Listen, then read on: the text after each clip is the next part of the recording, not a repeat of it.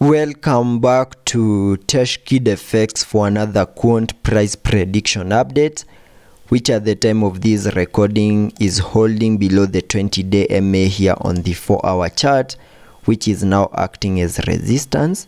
We are also holding above a key area of support at around the $110.9 mark. We have also continued to obey this chart pattern, which is an ascending channel, which has now given us a breakout to the lower side. And after seeing the breakout, you can see that the key area of support at around the $110.9 mark gave us support, and we saw a bit of a bounce back to the upside in what could be a retest of the lower side of that channel before maybe we continue unlocking lower prices. And in case we continue seeing lower prices, the first key area of support that I'm watching is the area at around the $110.9 mark. And by any chance, if we lose that, then we need to watch the $106.6 mark, which is our next key area of support.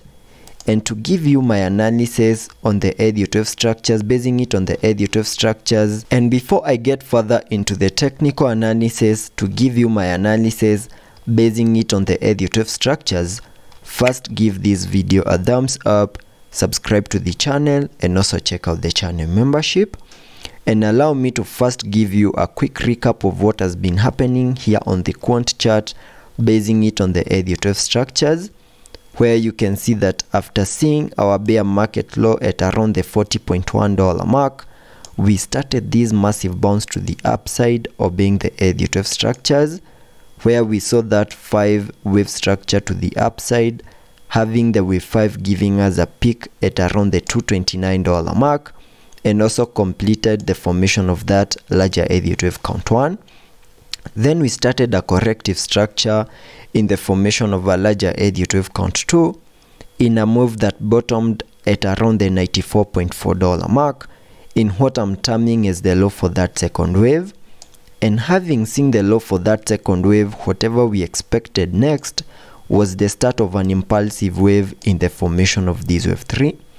And at the time of this recording, you can see that it seems like we are losing our impulsiveness in that move to the upper side. And because of that, we need to have an alternative scenario to that in case Quant loses significant areas of support, maybe at around the $106.6 mark and also the $100.3 mark. In case such a move plays out and we continue seeing further breakdown here on the Quant chart, then the alternative scenario would be that we are still in the formation of these larger ED12 count 2, and whatever we have here on the chart, it's just an ABC corrective structure where we can term these as the wave A, then a wave B, then we can expect one more leg down in the formation of that wave C to fully maximize this red target area that I was able to come up with by connecting the Fibonacci's from the low of the first wave to the high of that wave 1, and that gave me a minimum retrace in that wave 2 between the Fib level 0.5 and the Fib level 0.78, which is a target area that lies between the $134.5 mark and the $80.8 mark. So in case further breakdown continues here on the Quant chart, we lose significant areas of support, there are high chances that we might see an $80.5 Quant very soon. There are high chances that that is the most likely scenario that will play out here on the Quant chart. But in case we continue holding above significant areas of support,